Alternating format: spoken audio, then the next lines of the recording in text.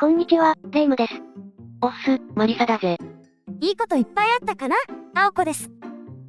新型シビックタイプ R が、ここはバイクチャンネルなので、その話はまた今度で。タイプ R でグランドツーリングは無理だけど、旧モデルを手頃な価格で手に入れて、快適ツーリングをと思ってな。言い直しましたね。なので今回は、少し古いけどお値打ちにゲットできる良質モデルを紹介したいと思う。それでは、青月電子台、今回もスタートです。では、ゆっくりしていってね。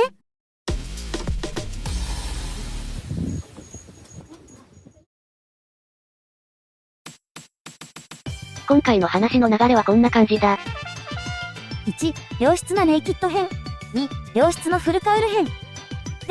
新車でそれなりの排気量のバイクを購入すると、なんだかんだで150万円程度は必要だ。昔憧れたバイクをリーズナブルに手に入れ、幸せになろうぜ。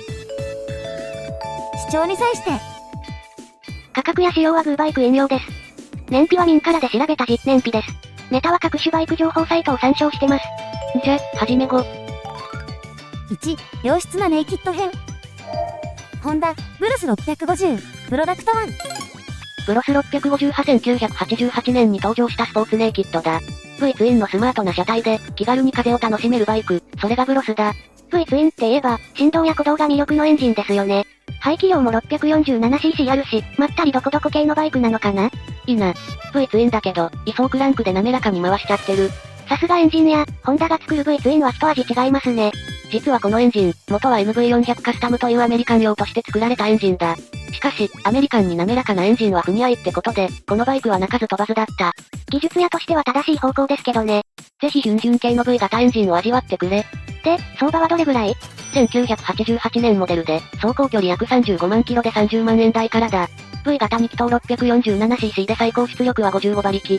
シート高は 770mm、レギュラー仕様、実燃費は16キロで航続距離は約192キロだ。中古車台数は8台だな。30年前のバイクだし、弾数少ないですね。ブロスはエンジンの他にもアルミフレームにプロアーム、3次元マップコントロール PGM イグニッションなど、当時の最新技術てんこ盛り。けどあまり売れてないから弾数も少ないんだよな。ホンダが最新技術を詰め込めゴムと売れないってジンクス。ホンダ、NC700X。2012年デビューの NC700X だな。今でも NC750X として販売を続けているモデルだ。出た、大きな株。エンジン、フレーム、足回りを強要することで、初代は大型なのに税別60万円台で販売された。安い。それでいて使い勝手も良い。ネイキッドモデルなのにメットインがあるし、DCT 装備でクラッチ操作も軽減。そして燃費も大型にしてはいい。NC といえば、エンジンに関しても面白い話がある。フィットのエンジン真っ二つにして NC に搭載したって話ね。正確には、フィットの低燃費エンジンについての考え方を取り入れた、って話だけどな。おかげで 6250rpm で最高出力、4750rpm で最大トルク発生、燃費がいい低回転エンジンが開発できたってわけだ。じゃ、相場価格はどれぐらいですか？ 2013年モデルで走行距離約2万5000キロで30万円台からだ。並列2気筒 669cc で最大出力は50馬力、シート高は 800mm、レギュラー仕様、実燃費は30キロで航続距離は約420キロだ。中古車台数は38台程度だな。じゃ、NC700X の難点を一つだけ。ガソリン給油口がシート下だ。航続距離が長いから心配いりませんよ。ヤマハ、MT-07。MT-07 は2014年に発売されたモデルで、市街地でもファンライドなバイクだ。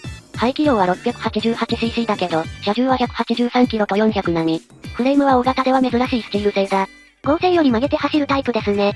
考えるな、感じろってやつ。数値よりフィーリング重視の感覚型バイクだな。ちなみに、合成が低いとどうなるの？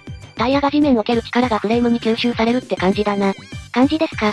幸い MT-07 は新しいモデルだし、しなって走れるフレーム設計だ。なんでもかんでもアルミじゃないといかん。ってことはない。いかんはないです。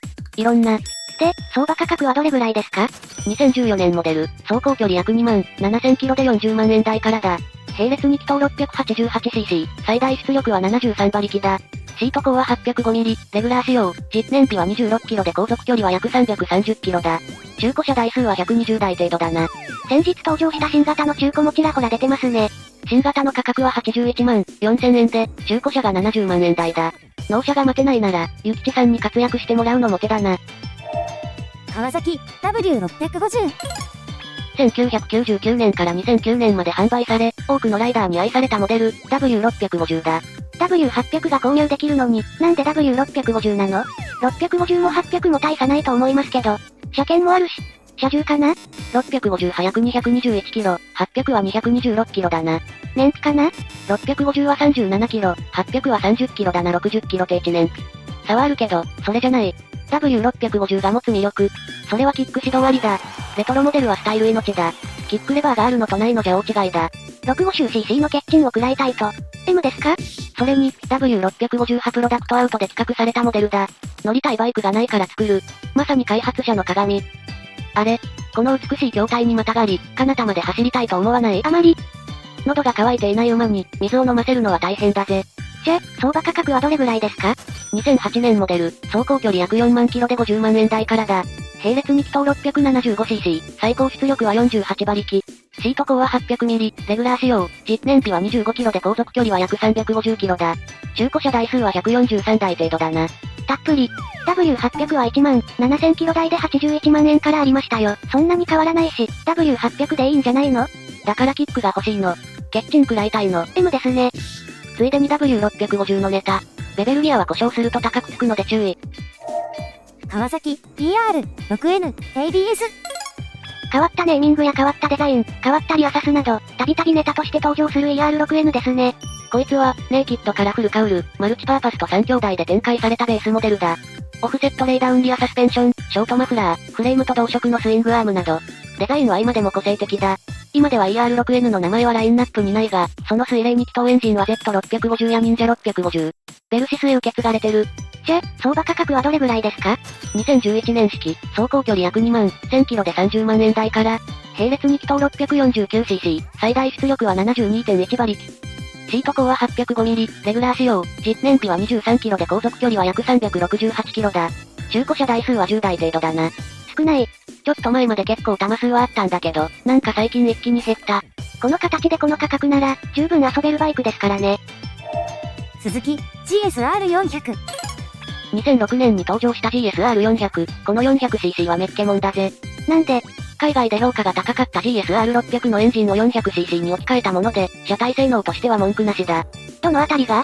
まずエンジンだが、GSXR シリーズの技術を惜しみなく盛り込んだ、新設計の水冷4気筒。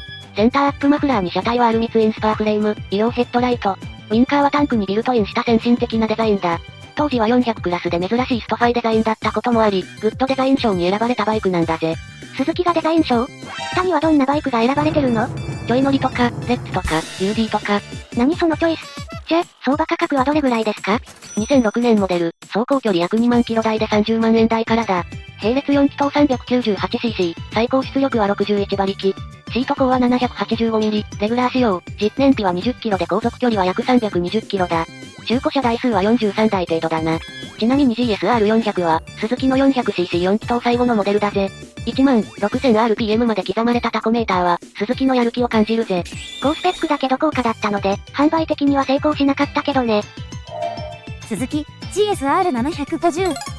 で、装備が良くても高価だと売れない GSR400 の反省から生まれた、実用的でコスパを意識したバイク。それが2011年に発表された GSR750 だ。エンジンは GSXR750 用をベースに、中低速の扱いやすさに振ったセッティングだ。デザインは GSR600 の特徴だったセンターアップマフラーやビルトインウィンカーはなくなった。フレームやスイングアームもスチール製に変更されてる。コストを意識してますね。削りっぱなしじゃないぜ。フロントサスは成立から倒立に変更されてるぜ。その甲斐あって、爆売れしたのかな？いや、残念ながらいまいちだった。こうしたトライエラーが鈴木らしい、ってことですね。そんな渦中で生まれた GSR750、選んで損はないバイクだぜ。相場価格はどれぐらいですか？ 2014年モデル、走行距離約3万5000キロ台で40万円台だ。並列4気筒 749cc、最大出力106馬力。シート高は815ミリ、レギュラー仕様、実燃費は18キロで航続距離は約306キロだ。中古車台数は50台程度。ちなみに車重は GSR400 より2キロ軽く中古価格帯も安い。鈴木では珍しいセンターアップか、それとも倒立か、悩みます。これでネイキッド編は終わりだ。まとめると、走行距離が3万キロ程度の個体なら50万円ぐらいで良質なネイキッドが買えるってわけですね。俺のおすすめは鈴木の GSR400 だな。私は NC700X ですね。とにかく長く走れて便利。では、お次は良質のフルカウルマシン編だぜ。2、良質のフルカウル編。トップバッターはこちら。ホンダ CBR1100WX。1996年に登場した、世界最速の座に挑んだバイクですね。ペットネームは、当時のアメリカ空軍採用、マッパ3で飛行する SR71 ブラックバードに由来してる。なのに50キロで走っても風景が楽しめるバイクというテーマも持った二律背反なバイクだ。すごいギャップ。エンジンは並列4気筒 1137cc、最高出力は164馬力だ。もちろん燃費は期待できない。60キロ H 走行時の燃費は21キロとあるが、そんなはずはない。実燃費は15キロ以下って話だ。そして、リッターオーバーの CBR は、後にも先にもこれ1台限りだ。まさしくホンダのネタバイク。相場価格はどれぐらいですか？ 1999年式、走行距離約1万キロ台で30万円台だ。並列4気筒 1137cc、最高出力は164馬力。シート高は810ミリ、レギュラー仕様、実燃費は15キロで航続距離は約360キロだ。中古車台数は33台程度だな。ホンダの怪物モデルが、この値段で買えるなんて超嬉しい。国内仕様は2001年から発売されたが、馬力が100馬力まで絞られてる。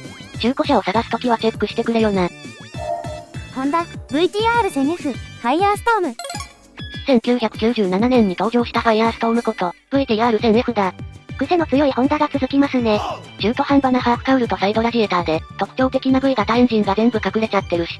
ディスってるし。発売の数ヶ月前に、スズキからよく似たバイク TL1000S が登場するし。タイミングが悪いし。そんな運がないバイク、なんで紹介するの？スリムで頑丈で安いからだ。相場価格はどれぐらいですか？ 1997年モデル、走行距離約2万8000キロ台で30万円台からだ。V 型2気筒 995cc、最高出力は93馬力、シート高は810ミリ、レギュラー仕様、実燃費は16キロで航続距離は約288キロだ。中古車台数は33台程度だな。VTR250 と同じ価格帯じゃないですか。ちなみに海外仕様はスーパーホーク996って名称だ。ヤマハ XJ6 ディバージョン ABS。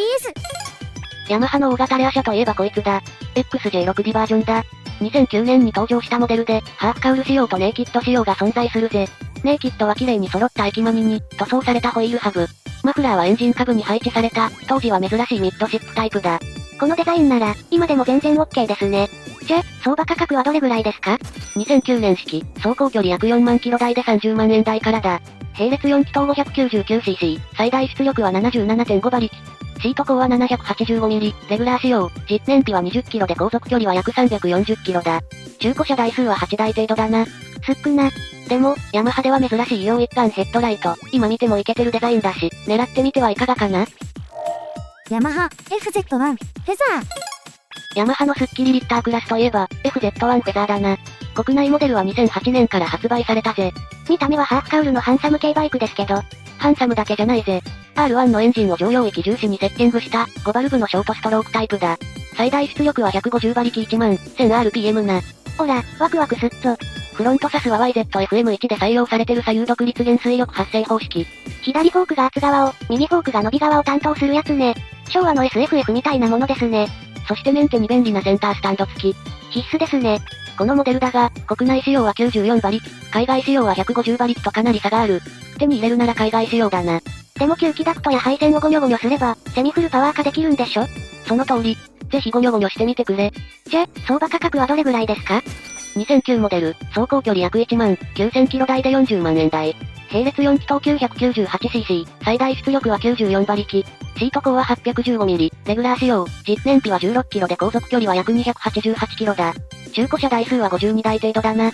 手に入れることができたら、R1 エンジンの封印された高回転を開放してあげたいです。ヤマハ FJR1300A AS。ヤマハの本命ツアラーが来ましたか？ FJR1300 は2001年から欧州で販売されており、国内モデルの登場は2013年だぜ。2021年12月に生産終了が発表されたモデルだ。肝入りツアラーモデルなので装備も充実していて、電動スクリーン標準装備、2006年モデルでクラッチ操作不要の電子制御シフト。2016年モデルはヘッドライト LED 化とコーナリングランプが装備されている。そして AT 限定免許対応モデルだから、初めてでも安心。車両重量は296キロなので、初心者が倒したらまず起こせないけど。相場価格はどれぐらいですか？ 2006 モデルの AS、走行距離約3万キロ台で50万円から。並列4気筒 1297cc、最大出力は 146.2 馬力。シート高は805ミリ、レギュラー仕様、実燃費は19キロで航続距離は約475キロだ。中古車台数は37台程度だな。最終モデルが発表されて、生産終了で高値高騰するかもしれませんね。今が狙い目かもです。ちなみにこのバイク、モータージャーナリストの丸山博さんの愛車だ。いつも動画見てます。ヤマハ TRX850。ヤマハの革命ハーフ、TRX850 だぜ。こちらのハーフカウルモデルはエンジンがバッチリ見えてますね。このエンジンは、並列2気筒では世界初の270度クランクを採用してる。パラツインだけど V ツインのようなトルク感や鼓動感を狙った、ちょっと面白いエンジンだ。相場価格はどれぐらいですか？ 1997モデル、走行距離約3万キロ台で40万円台からだ。並列2気筒 849cc、最大出力は83馬力、シート高は 795mm、レギュラー仕様、実燃費は15キロで航続距離は約270キロだ。中古車台数は11台程度だな。これも玉が少ないですね。でも少ない分、価値はあるぜ。例えば、平忠彦選手が乗った97年型ヤマハ TRX850 の耐久仕様にしたり、そんな情報を知ってるのは、おっさんたちぐらいです。トラストフレームだから、知らない人にはあのメーカーのバイクに見えて、所有感アップ、とか。それを言ったら、あれもこれも全部そうなります。川崎 GGR1100。弱者に用はない。CBR1100WX が登場する1996年までは、世界最速モデルとして君臨していたバイク。11だ。当時最速だったフェラーリ F4 家に挑んだバイクですね。吊るしで290キロ出るとか。クラス初のラムや吸気を採用したり、ウインカーがカウルに埋め込まれたり、最高速の称号を得るために色々頑張った結果、一部雑誌の最高速アタックでは300キロを計測したみたいだ。すごい。しかしこのバイク、欧州での300キロ規制に配慮して地主規制したモデルなんですよね。最後は欧州のルールチェンジでオワコンですか。まあ、300キロなんて危ないからな。バイクは安全第一だ。相場価格はどれぐらいですか？ 1990モデルで、走行距離約4万キロ台で40万円台からだ。並列4気筒 1052cc、最大出力は147馬力。シート高は 780mm、レギュラー仕様、実燃費は18キロで航続距離は約288キロだ。中古車台数は35台程度だな。で、この後に発売された ZZR1200 は、ジャンルが最高速マシンからツアラー路線へ変更されるぜ。可愛い丸め4頭だけど152馬力のエンジン搭載ってことで、そのギャップ萌えにファンも多いとかなんとか。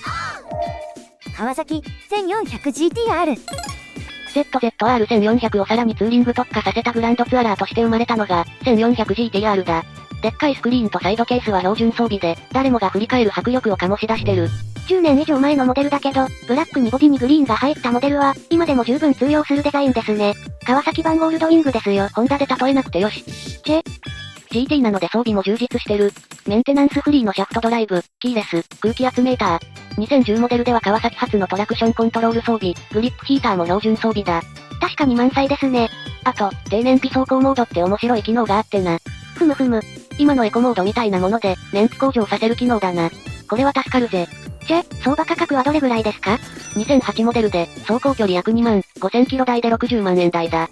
並列4気筒 1352cc、最大出力は155馬力、シート高は 815mm、ハイオク仕様、実燃費は17キロで航続距離は約374キロだ。中古車台数は21台程度だな。ちなみに、北米名はコンコース14だ。大型旅客機みたいな名前ですね。鈴木、はやぶさ。鈴木といえばこいつだな。GSX1300R、はやぶさだ。この丸っこいデザインが、スズメがぷくっと膨らんだ姿が、スズメじゃない、ブサだ。GSX1300R は1999年に、海外専用として登場したモデルで、当時、鈴木のメガスポーツは GSX-R1100 のみで、CBR1100WX や ZZR1100 の対抗馬がなく、それでは、ということで生まれたのがはやぶさだ。モーターショー発表したところ、反響は真っ二つ。でも、ピンときたら突っ走るのが鈴木。で、現実はこの通り。鈴木を代表するモデルに成長しました。メガスポーツは最高速勝負するのがお約束の時代だった。はやぶさも漏れなくチャレンジし、市販車初の312キロを叩き出し、世界最速モデルとなったんだ。はやぶさ一番。しかし、欧州ではこの状況を危険だと捉え、300キロ規制が発動し勝負は強制終了。さっきのやつですね。でも規制がなければ WX がきっと。で、海外で人気だったはやぶさが、国内販売されたのは2014年からだ。しかし待ちきれないライダーたちは、逆輸入という形ではやぶさを手に入れていたらしい。相場価格はどれぐらいですか？ 2002モデルで、走行距離約1万5000キロ台で50万円台だ。並列4気筒 1340cc、最大出力は約197馬力、シート高は 805mm、ハイオク仕様、実燃費は16キロで航続距離は約336キロだ。中古車台数は199台程度だな。たっぷりありますけど、新しい個体は高めですね。台数が多いので、自分に合う一台が見つけられるといいな。鈴木、バンディット 1200S、ユレファイナルエディション。ネイキッドタイプのバンディット1200にハーフカウルを装備したモデルだな。2003年に発売されたこのバイクは、GP マシンのパワーと軽さを持つ、GSX-R750 の幽霊エンジンを搭載したモデルだ。幽霊。あ、このデザインは。そうだ、最近は少なくなったハーフカウルモデルだ。暴風効果を持たせ、かつエンジンデザインも楽しめる、デザインと実用性を持ったバイクだぜ。さっきディスってたのに、鈴木だから褒めてるの？しかし、名前通りユレイバンディットこれで最後。鈴木のラインナップからユレイは消えていくことになる。じゃ、相場価格はどれぐらいですか？ 2001年モデルで、走行距離約2万キロ台で30万円台からだ。ユレイ並列4気筒 1156cc、最大出力は約100馬力。シート高は 770mm、レギュラー仕様、実燃費は16キロで航続距離は約320キロだ。中古車台数は25台程度だな。さあ、一通り紹介し終えました。お次はまとめです。まだ続くよ。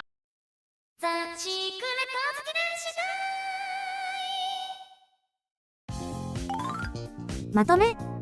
まだ鈴木の RF900R とか、SV1000S とか紹介してないし。なぜ全部鈴木？いや、そろそろお開きの時間なんです。ま、今話したモデルは珍しすぎで中古車の玉が少ないからな。わかった。今回はここまでにしとく。最近、この手のまとめ動画を作るようになって、視聴者さんからリクエストをいただくことが多くなりました。そんなわけでご意見も取り入れていきますので、今後ともよろしくお願いします。では、今回はこの辺で。それでは、See you!